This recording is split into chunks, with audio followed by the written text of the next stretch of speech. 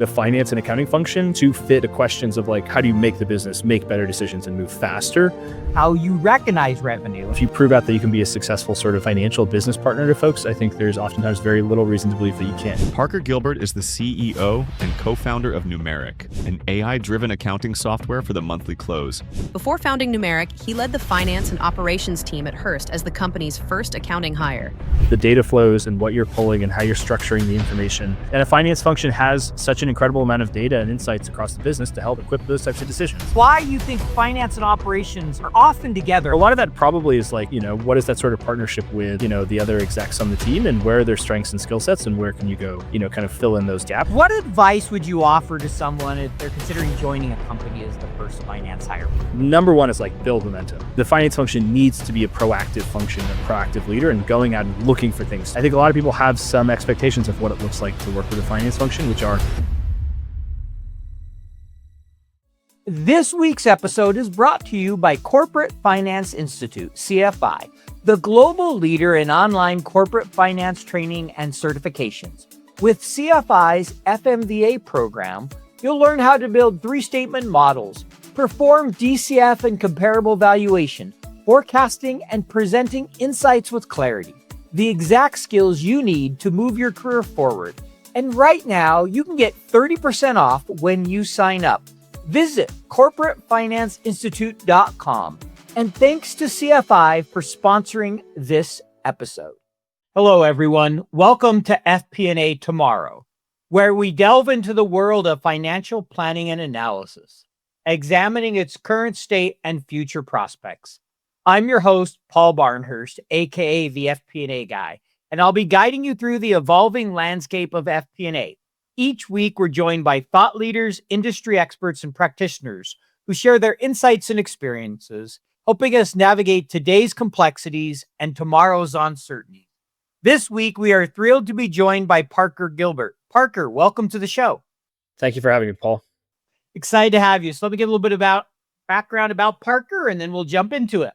Parker is the CEO and co-founder of Numeric, an AI-driven accounting software for the monthly close. Before founding Numeric, Parker led the finance and operations team at Hearth, joining as the company's first accounting hire right after their very first audit. Sounds scary. Directing the accounting function, he experienced firsthand the complexity and frequent inefficiency of the monthly close process, leading him to ultimately found Numeric. Since the company's start in 2020, they've raised over $40 million in funding from investors like IVP, Founders Fund, 8VC, and more.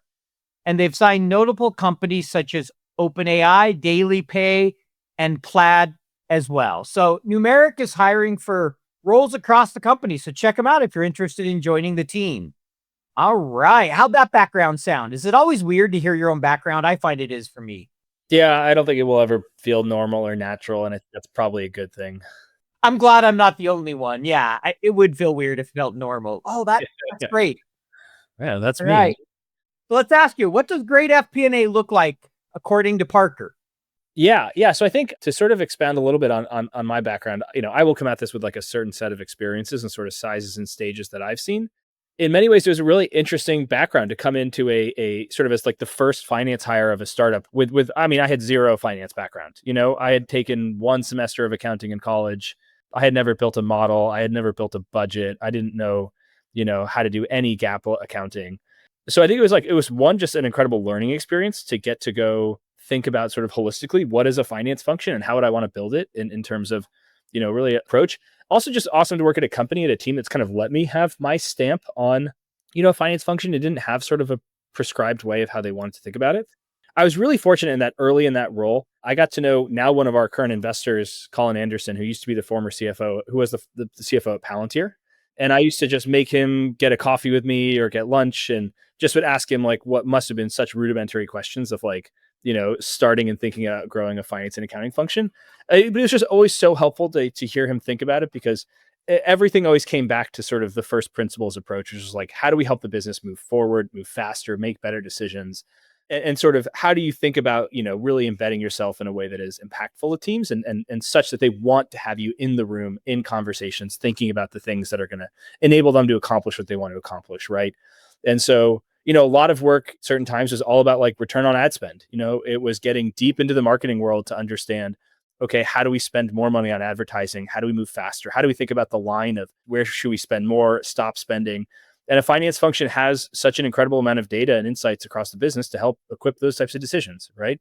Similarly with how we think about pricing products, how we think about new product launches, how we think about, ramping sales reps and sort of hiring plans, right? The cool part about the finance function is you have context across the business. And it's really a question of like, how do you equip others to utilize that data in a way that is most effective, right? And so I think I have lots of thoughts on where like teams are sometimes just kind of underwhelming, I think in their impact, but so much of it comes back down to like, contorting the finance and accounting function to fit the questions of like, how do you make the business make better decisions and move faster, and not having a sort of prescribed set of ideas of like rigidly what that should look like. Something we came back to a couple times and it really stuck out to me when I heard it said it really succinctly by Stu West, the former CFO of Grammarly. He said, finance, and I take this to be FP&A, but he used broader finance, helps the business make better, faster decisions. He's like, and I really just like that because it's just so succinct. And I never quite heard it captured that way, but I heard you say that a couple times of, faster, better, helping them improve the decision-making. And to me, that's really what FP&A should be doing. Like you said, that can be anything. That can be marketing one day, it could be product the next, where you're helping in different areas of the business as much as you can. Totally. And I think what's important is like, if you think about that as your sort of mandate, right? I think you have to think very critically around how do you go meet those stakeholders where they are, understand their language, their metrics, the things that move the needle for them. And, your ability to earn credibility and trust in that business stakeholder partnership is by like, trying to learn as quickly as you can what makes a marketer successfully hit their goal. And it's not about saying, hey, here's your gap, correct accrual based accounting. It's like, okay, what is the decision you need to make this week about the marginal $100,000 you want to spend on advertising today? Like start there, and back into, okay, how do we think about the system design, the data exhaust, the things that are going to equip you with that decision, not coming in with a framework being like, I need this budget line for you. It's trying to start with the problem first. I agree. I still remember, we had a couple businesses where we were having a lot of accounting adjustments. And you get into variance comment, and leaders are like, you got to segment this. And that's why I had to work with the team on. It's like, okay, here's things that will work themselves out or have to do with accounting. We'll put those at the end, or we'll quickly explain them. Let's focus on what you can actually impact and has to do with business results. I was trying to figure out, how we segment those because there have just been a lot of them. And, if you're not careful, they can take up the whole time of the call and there's nothing they can do most of the time. So it's like, why? You're not helping the business by, well, we have this accounting adjustment and that account.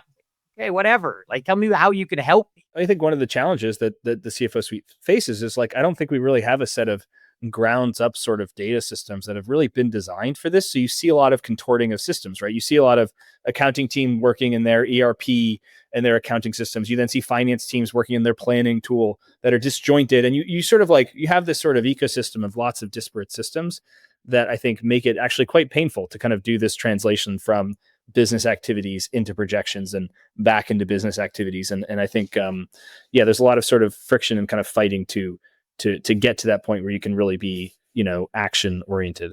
Correct. I mean, it's a real challenge because, ERP does things in one way, marketing looks at stuff differently. You have all your SaaS metrics or whatever metrics, depending on the business.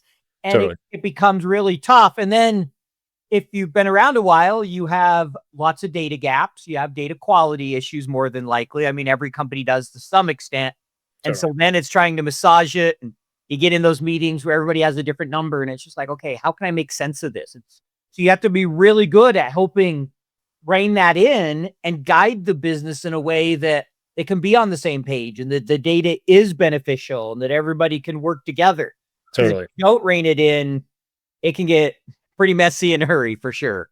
Look, and I think to that exact point, I mean, in many ways, like that's what led me and our team to start Numeric. I think I had so much fun building a finance function. And I think I loved spending time with our department heads, thinking about the future of the business.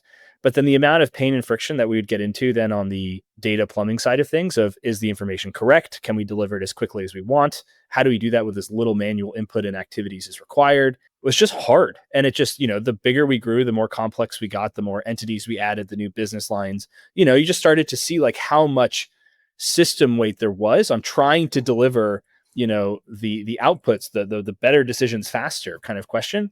And I think that's what really motivated us to try and focus in on the accounting market and saying, cool, like, how do you think about this a layer deeper than the sort of planning tool, right? And in many ways, like, I would think our almost mandate is to like tee up planning tools to go have better, faster, higher quality data so that those can be leveraged as effectively as possible. Yep. And we'll get a little bit more into that numeric here in a second. But I want to ask the question, something I saw on your resume that just kind of I wanted to ask about. You helped coach men's rugby at Duke. Now, I would love to hear a little bit about that experience. I've always been, always followed rugby, more reading about it in the paper and know people who played. Never got a chance to watch a lot of the sport, but I always found it interesting. So I'd love to hear a little bit about that experience.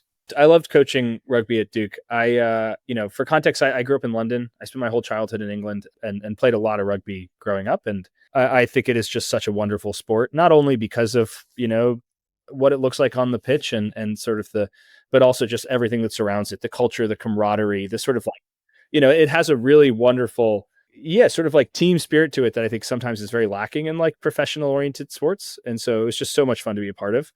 Yeah, when I was a student at Duke, I ended up coaching the team for, I think, my junior and senior years there, maybe as well as my sophomore year.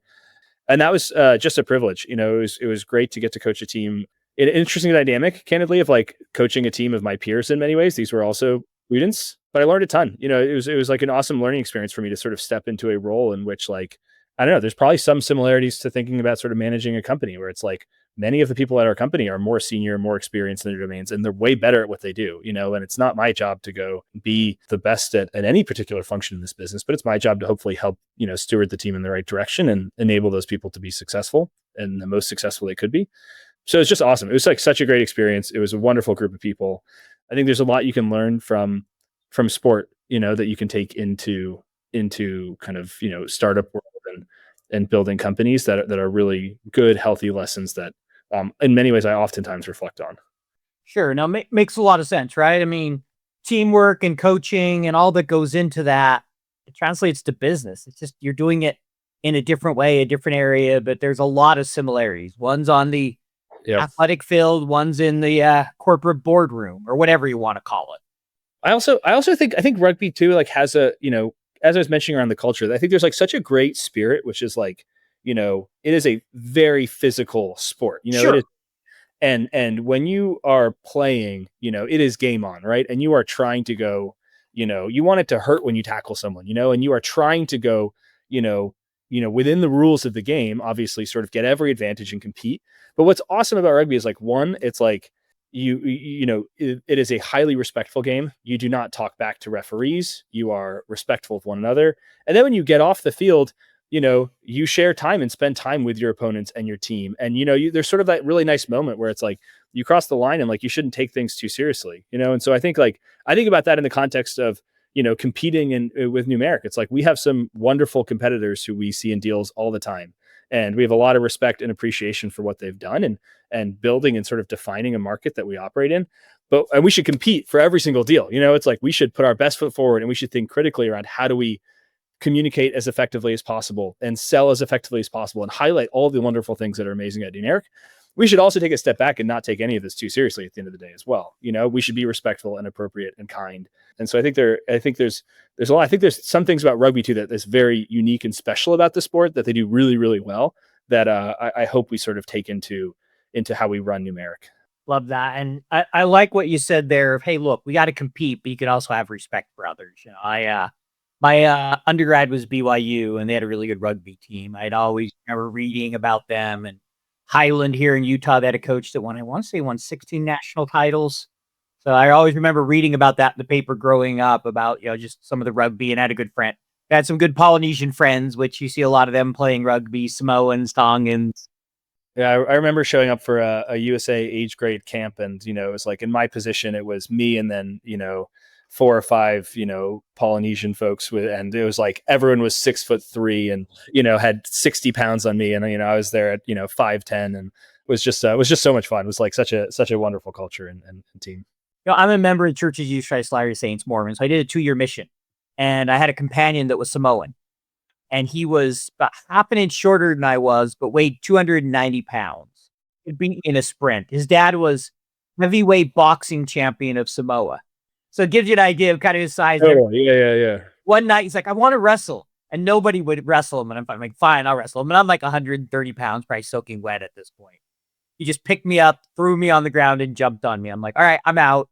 And that was it. We never wrestled again. I was so sore. Yep. That's hilarious. Yeah, it was pretty funny. All right, so you talk a little bit of kind of how you founded Numeric, a lot of what you've seen, with your first startup and wanting to fix some of that. Anything else you can kind of tell us about the founding story? It's been what, 3.5 years now? Yep. Been about 3.5 years. It's been, the privilege of my career to get to do this. I feel very fortunate. Started with 2 former classmates of mine at Duke, as well as former colleagues, Andrew Beal and Anthony Alvarez. Yeah, I think we very much think that there is such a exciting opportunity to try and redefine some of the bounds of how we think about these data systems and processes by which you sort of take all of the financial data and activities that a company generates and how do you then most effectively, most quickly, most auditably leverage those to create your financial statements, and then to use those to, again, go back to like better decisions faster. And so we think so much of this pain runs through the month-end close process today. It is a process and a workflow by which in many companies, we throw bodies at a problem. We're asking people to manually compare, this document to that spreadsheet. We're doing it on a computer screen. We're taking screenshots of bank statements. We're preparing a new Excel file this month to capture the changes from the last Excel file. And I think there's so much value I think you can add very quickly in this space, which is just so motivating and so exciting to feel like you get to run a product and deliver something to customers that you can make better every day, that can improve, finance and accounting teams' life in a really material way, as well as sort of a space where you can really principally rethink, I think, some of the foundations of, okay, what does this tech stack looks like upon which we build, a lot of the downstream activities and insights and drivers that really make a business, hopefully as effective as possible. Yeah. One of the things you mentioned earlier is, helping with close, obviously reconciliation, managing a lot of that, you said is, kind of helping to make sure the data's in the right place and you really have good reconciliation for the planning systems and the software. Why did you say that? How do you think about that? Is it because a lot of what you're doing is the reconciliation part, right? Versus maybe the actual journal entries or things. So what are the key things that you think might help FP&A from what you're doing, from kind of where? We do a lot of reconciliation work with folks, but I think about our mandate a little bit broader than that. And I think it's one, sort of how do we build the best tools to help proactively address errors, issues, whether those are data hygiene or compliance related or otherwise. So people will use Numeric to more proactively flag things like, hey, we think we missed something that should have been capitalized, or there's missing metadata on certain transactions. I think you oftentimes see a lot of those processes actually happen when the FP&A comes in and they come back to the accounting team and they say, hey, like, here's 20 transactions that are missing departments or classes or product codes, or these need to go to that department or this account. And so I think a lot of the goal is like, how do you pull that work forward and into hopefully the current period and enable kind of better rules and monitoring and sort of anomaly detection almost, right? To make sure that the underlying transaction data is ready to be used by the business. You then get into sort of the completion of it, right? How do we make sure everyone knows what needs to be done? We do a lot more posting of journal entries now. So actually helping teams book the adjustments themselves, make sure all the adjustments are booked. Obviously that flows into the kind of, auditability, the reconciliations. And then we do an increasing amount of just helping teams now produce their financial statements, run analysis on those, understand some of the insights and use those. And so I think, my goal in many ways is to like, hopefully be the best partner product to an FP&A product. We don't want to, we have no interest or sort of in plans to go build projections or forecasts. That's complex, hard software to go build. And, but we want to hopefully make sure that, when the data is getting into that system, as much of it is correct and as useful as possible. If you're ready to take your finance career to the next level, this is your moment. Corporate Finance Institute, or CFI, is the global leader in online corporate finance certifications. Their FMVA program is built for professionals who want to move beyond theory and master the skills top finance teams actually use. With FMVA, you'll learn how to build robust three-statement models, perform DCF and comparable valuation analysis, create accurate forecasts, and communicate your insights clearly, using the same practical skills that top finance teams rely on to guide strategy and make better business decisions.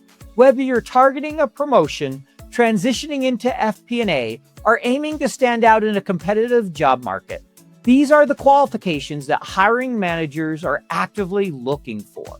Over 2 million professionals worldwide trust CFI to gain skills, earn promotions, and advance their careers. And right now, you can do the same with 30% off any CFI plan. Visit corporatefinanceinstitute.com to start building the skills that get you noticed and get you hired. Yeah, I think you're in the right spot. I think where you're at is probably a little less crowded right now than the planning market, just a different level of complexity. So makes sense to me as one who's seen well over 100 planning tools at this point. So Totally. I've not seen 100 close management products. Nor have I, but I don't. Right, I want to see that many. I'll be honest. I have seen a few though, for sure. All right. So I'm curious. You've only been around a few years. I think you just raised a Series A, if I remember right. We did. And you landed some really, big names out there. OpenAI, Plaid, Brex. What has that been like? How's that experience in a young company to land, some really high profile companies? What's that been like? Yeah, boy. Coming into this company, I did not have a sales background. I think I made every mistake in the book as our sort of first sales rep, learning and growing. And that's like one of the fun reasons to go join a company like this in an early stage startup is like, you just get the opportunity to, try new things. And if you're learning fast enough and keeping ahead of things, it's just the most fun environment. I think we found that our product is increasingly an excellent fit for sort of high growth, late stage to even now public companies because of how we've approached this problem. Certainly our first sort of handful of customers were earlier stage companies. Think about like Clearbit was an early customer that got acquired by HubSpot. Heap was an early customer that got acquired. And a lot of these sort of like B, C sort of series stages where they got a couple hundred employees, things are getting complex. And because of our sort of intense focus on the data plumbing, on the transformation of that data, we started to get a lot of interest from folks upmarket and increasingly sort of large enterprises. Now, this is not a market where people are just early adopters, I think, by default. I think finance and accounting teams, I think the office of the CFO at large, they want to know products are ready and battle tested and can be trusted and are going to be around for the long haul. Everyone has been burned by implementations that have gone wrong or sideways, or they bought something and then it didn't meet their expectations. I think many folks now have worked with startups that didn't make the next turn, and their products were acquired or shut down. And so I think so much of getting to the next stage and selling into the next size and scale of company has always been sort of trying to take an approach of like, how do we communicate transparently where we are as a business and let people make the most accurate decisions with the most full data about what it looks like to partner with us, figuring out the different ways that we can make people feel comfortable, introducing them to similar companies that have made those decisions and are really excited about the product, and have good things to say.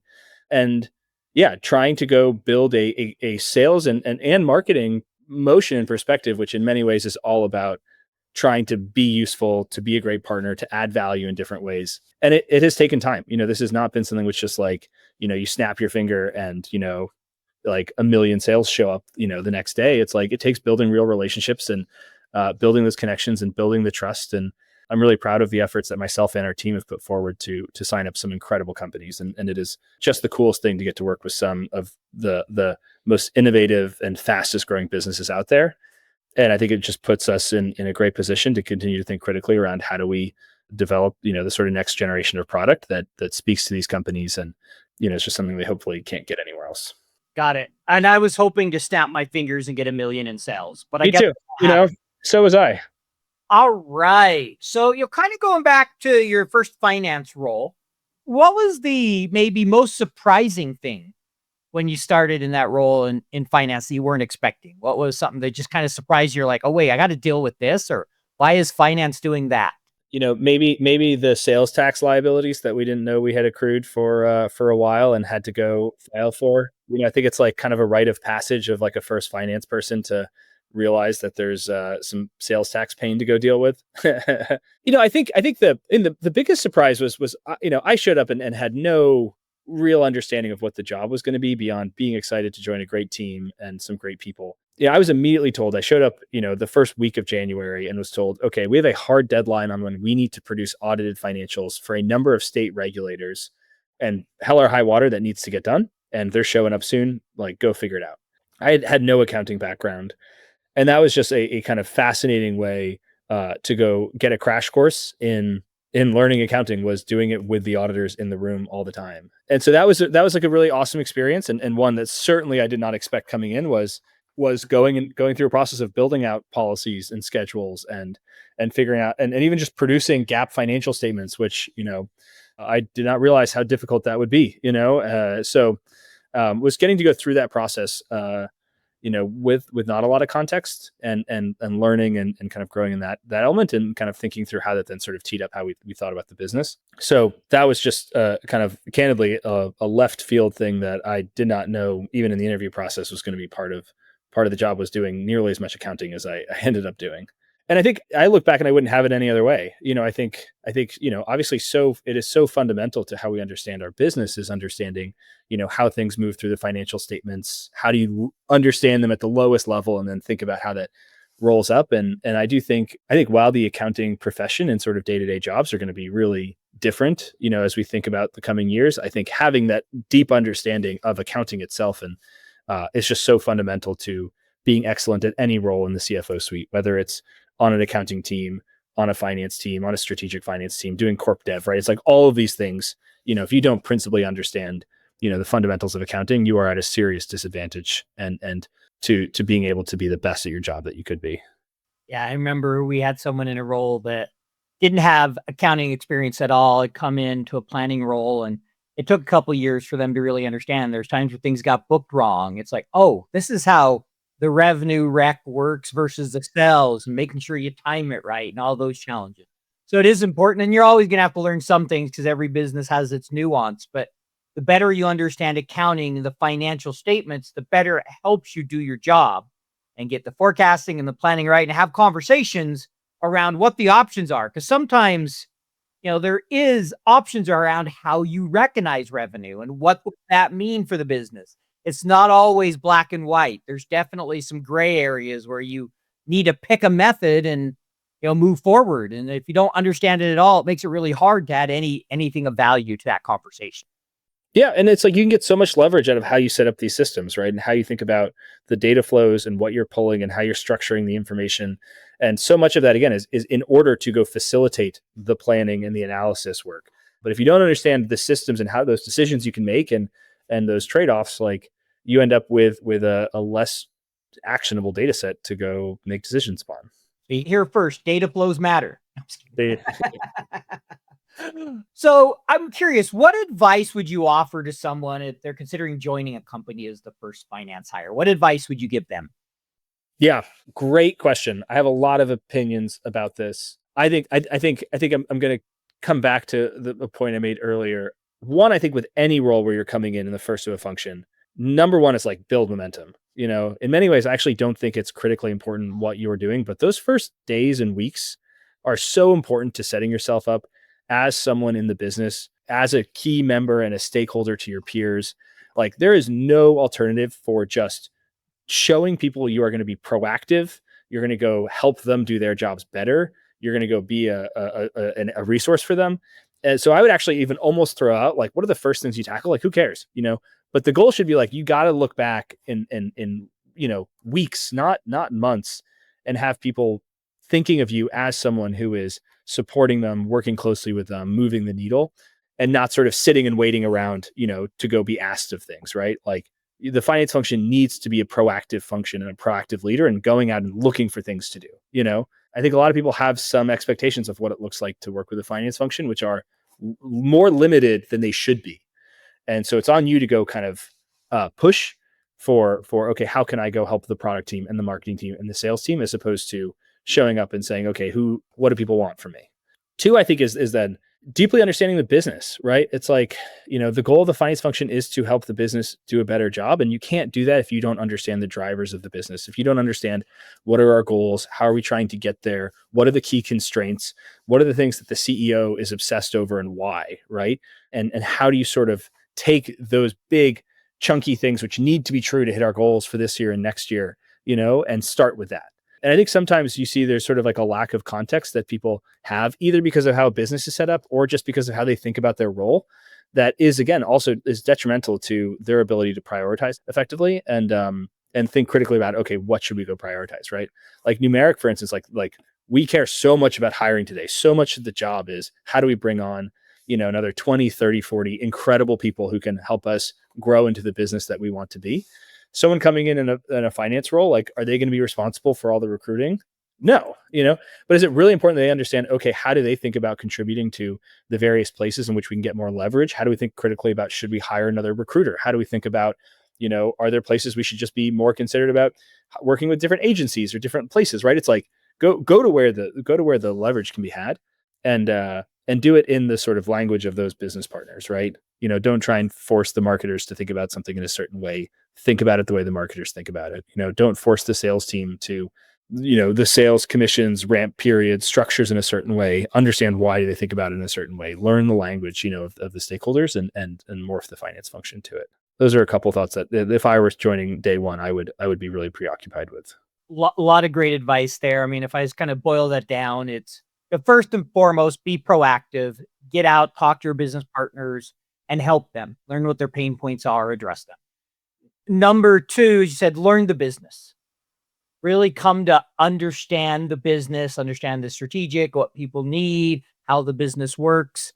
And then that, kind of third thing that you seem to emphasize in there is really speaking the business's language, making sure you're talking to them in a way that you could have conversations that are meaningful, whether it's around sales commissions or revenue versus, well, here's what GAAP says. What does that mean to me? Like, why is that important?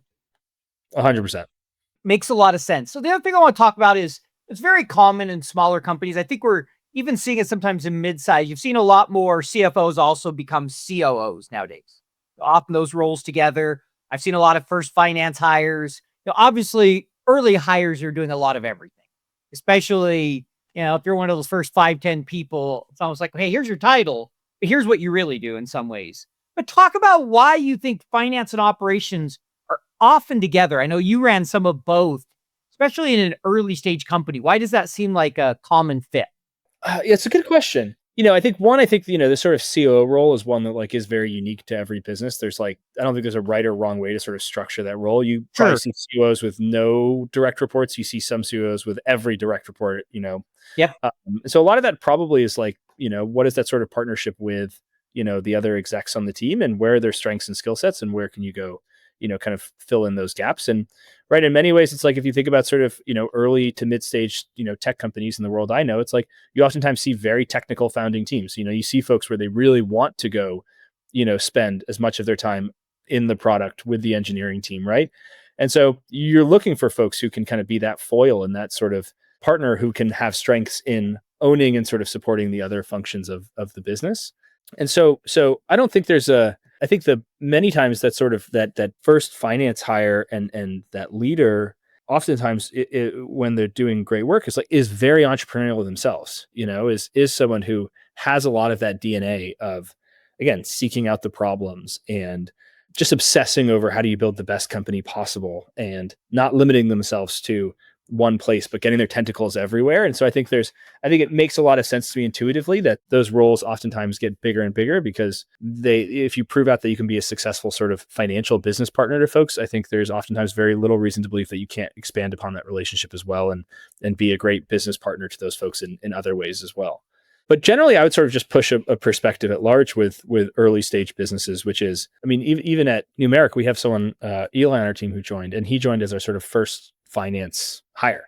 He joined in November, and we made a decision in January that we're actually going to completely change his role, and he's now running our solutions team. And so he's running, sales engineering, onboardings and trainings. He's running, customer success, and that was less because there's maybe a natural tie between finance and, post-sale work, and more of just like when you get people who are really entrepreneurial, who are really in for driving a business forward and kind of just have the sort of qualities that really make a huge difference quickly.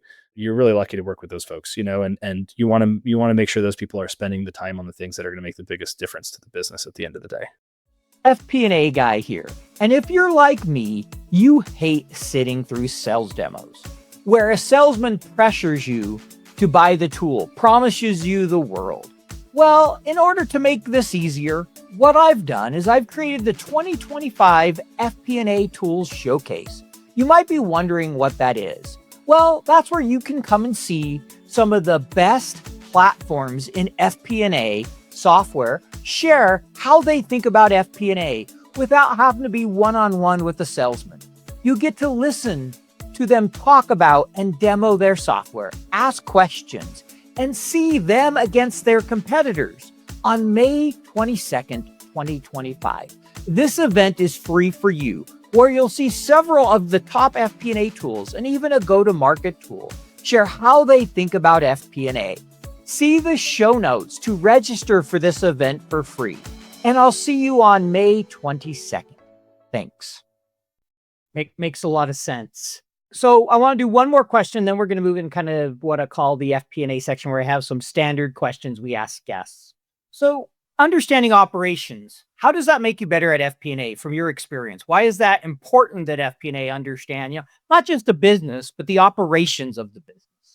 Yeah, I think your ability to do any FP&A work entirely hinges, again, back on the understanding of the business at large. Your ability to model it, to project it, to forecast it, to under the constraints.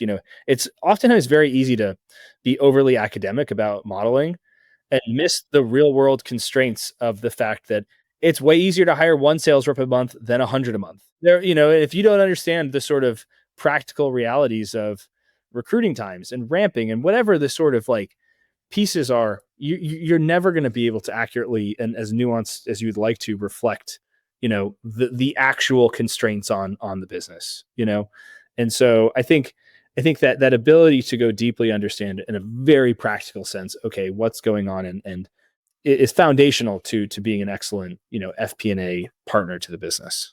Makes a lot of sense. I like how you, particularly in operations, focused on constraints. Because I think anyone who's worked in FP&A long enough has seen those plans where it's like, how did this get approved? It's not possible to hire that many people, or not possible to implement this many products in that time. We assumed a sales number that the rest of the business can't physically support or ramp quick enough to support. And that's been something where it's like, I think I did some great work in my last role, but the amount of time I've now spent with our engineers, with our product team, I have so much of a better nuanced perspective of how to think about planning products, releases, timing, constraints, like all those pieces. Like I look at my work in my last role, and there was a big gap there that I didn't do as well as I could have. And it's been, if I were to move into a sort of strategic finance role, I would be so much better equipped, thanks to, just getting in with the various teams and more deeply understanding, the real world challenges and constraints on how to grow. Yeah, I totally agree with you. Having run my own business, I'm like, I'd be better at FP&A today. Even though I'm not running a team, it's not of that size or scale, but even just running my own business, having to do the sales and the marketing and seeing all that, it's very different than just reading about it and hearing somebody talk about it and maybe seeing it for a couple hours, but not actually doing it when you're like, oh, that's why that makes sense, or that's why that's a bad idea. You really gain a much deeper appreciation when you have to be more hands-on. Totally. Completely agree. All right. So a couple standard questions we have here. First one, what do you see as the number one technical skill that FP&A professionals need to master? I think it would be between Excel and SQL today. Realistically, it's one of those two, if not both of them. It's going to depend a little bit on the business, the size, the stage, but you need to be able to take your thoughts and articulate those in the financials at the end of the day. I like it. No, we definitely get spreadsheets a lot. I've heard, people mention the importance of SQL. It helped me a lot in my career because I did SQL report writing before I joined FP&A, and it was incredibly valuable. So can understand both of those. What about soft skill? Soft skill. Great question. Probably underrated potentially for some teams and folks, what is the most important soft skill for someone in FP&A? You have to work across such a breadth of different people. It's like the way that your sales leader works is probably very different than the way your engineering counterparty works. Like, and you don't have a choice. You don't get to choose who you work with and who you don't work with, right? You are serving a broad set of people across a business. And so, your ability to communicate effectively with different people, different priorities, different stages in their careers is paramount for success. Yeah, makes a lot of sense. That ability to work with people. Definitely hear that. Being able to collaborate, understand, the communication, emotional intelligence, all that comes with managing different people of all different roles, different titles, different parts of the business. Yeah, you're going to deal with those from super detailed to just give me the big picture, or I hate working with finance. What do I have to do and get out of my way? You get a little bit of everything. At least I have. Totally. Yeah. All right. What do you see as the biggest opportunity for FP&A professionals moving forward? There's been a lot of change going on, and there continues to be a lot. AI, COVID, all these changes. So what do you see as kind of that big opportunity for FP&A? I think there is such an opportunity for, I think, a trend that is continuing to take place, and I hope continues to take place, which is this push of how do you think about finance as a real business driver for the business? How do you think about it, someone who is propelling the business forward? How do you not think about it as a function that is saying no, and just shutting things down and penny pinching, right? It's all about, I think what has been a good forward evolution of the function at large into being really sort of, a value creator and driver for teams. And so I think there's such an opportunity for people to think about finance and their roles in operationally impactful, potentially broader ways than maybe they think about it. And it was something in my last role, which I think I kind of benefited from not having context. It's like I showed up and didn't have a sense of like, where should the line be around my role? And I look back and I think that was awesome. I think that was like such a good thing because I didn't show up and sort of feel like there were natural constraints of where my role should end. And I would push people to continue to try and push on that. You should be seen as someone who people want to have in the room when they're working on a hard problem. And if you're not, and you don't feel that way in your role or on your team, you should be thinking critically around what does it take to do that. Agreed. You need to be in the room when those important decisions are made and be that benefit to the business. So I agree. Lots of opportunity to continue to create value. All right. Next section is the get to know you section. So we have a couple personal kind of fun questions to get to know you a little bit. Favorite hobby or passion? What are you doing when you're not building a startup? Yeah. Well, the hobby recently has been cycling. Living in SF, it is about one of the best places in the world to get on a bike. And my partner just keeps kicking my butt up hills. And I'm trying to get in shape and get invited to more cycling rides on the weekends. Nice. So cycling, I like it. If you could be born at any other time in history, when would you be born and why? Can you pick the future or only in the past? I'll let you pick the future. Sure. Oh, I think I'm so curious about how the world will look in, let's call it like 100, 200 years. Maybe that's not forward looking enough, but man, it just feels like the rate of progress today in terms of the curve of like changes to the world, in terms of how we live, how we work, just even the sort of like precipice it feels like of, robotics and the fact that we could have androids working for us in the short term. Like I feel like we sort of have this really interesting moment where we're starting to see glimpses of like what a very different future could look like than I think any of us imagined even 5 years ago. And so I would probably push the forward button and want to see what do things look like. And I'm going to send you a DVD called The Jetsons. Should give you a good idea. Right. I feel like myself, as many folks, are just like spending a lot more time wondering about what the world is going to look like. It's crazy the rate of change we've seen the last few years and what we're talking about now. And it'll be fascinating to watch. So I'm with you. It would be fascinating to fast forward 100 years and see what the world is like, how different it is, what the home's like, right? Do we have robots doing everything? How much are we doing? The economy, so many things. All right. So this is a fun one. I'm curious to see how you answer this. These are some new questions I haven't asked before. So we'll see how this one goes. What's one thing you believed for way too long before finding out it wasn't true? What's one thing I believed way too long before finding out it wasn't true? Great question. I think one of the things which I've had to learn as part of this process of building a company is I think myself and my co-founders took a very analytical approach to a lot of questions. I think it's probably not uncommon for folks who come from a finance or engineering background where, I think we really wanted to meticulously break things down, be very structured about our thinking. And in some ways I look back and I think we trusted our instincts like too little in many circumstances.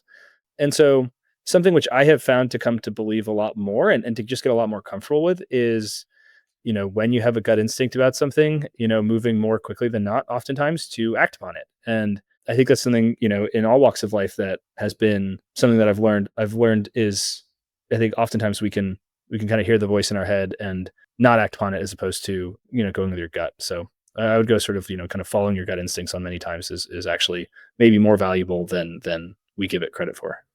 But I thought it was, in God we trust, for all else bring data. I know you see, there's definitely something to be said for trusting your gut and finding that right balance. I appreciate that. All right. Last get to know you question, then we'll wrap up here. If you had to choose one condiment to put on all your food for the rest of your life, what would it be and why? I think it'd probably have to be ketchup. I like ketchup. Who are we kidding? It's the condiment of condiments at the end of the day, probably ketchup, although there are plenty of places that obviously come to mind that would probably be unpleasant. Yeah, hence the question. There'd be like, oh, that's great there. Ooh, do I have to do that? All right. So if you could offer one final piece of advice, anything you haven't said so far about being a better business partner for FP&A, any last parts of advice you could offer? Push back more. Push back on why can't we go faster? Why can't we grow faster? What do we need to do to change, some of our assumptions? I think so much of working in a finance function or just generally in a high growth business is pushing on the question of, okay, well, how do we double that? How do we triple it? And I think oftentimes there's no substitute for getting in a room and just asking almost like unreasonable questions that causes you to rethink some of your assumptions about how you're growing the business. So I would push harder on, if your goal is to, grow to, X million run rate, in 9 months time, you should be pushing on the question is, well, what would we do differently if that time frame was 3 months? I like that. So basically being willing to push the business and ask those tough questions to help move us forward. That sometimes feel ludicrous or impossible. And it's okay if they are, but sometimes you don't spend enough time asking the question, which is like, okay, well, why does that feel impossible? And would you make different decisions if you had to do it, faster? All right. So last question, if someone wants to learn more about you or get in touch, what's the best way for them to do that? Yeah, people should always feel free to reach out to me at parker@numeric.io or our team. You can find out more information online at numeric.io. We are hiring for a whole host of roles across, I think, every function today and have plans to, at least double the team in 2025. So we really love what we're building and think we have a wonderful group of people to go tackle some really big, thorny problems. And if you're interested in joining or learning more about the business or the product, please do reach out. Great. Thank you, Parker. I appreciate that. And if this podcasting and this whole influencer thing or whatever I call it doesn't work out, I might just give you a call. Awesome. Sounds like a plan. All right. Thanks. Thanks for listening to FP&A Tomorrow. If you enjoyed the show, please leave us a 5-star rating and a review on your podcast platform of choice. This allows us to continue to bring you great guests from around the globe. As a reminder, you can earn CPE credit by going to earmarkcpe.com, downloading the app, taking a short quiz, and getting your CPE certificate. To earn continuing education credits for the FPAC certification, take the quiz on Earmark and contact me, the show host, for further details.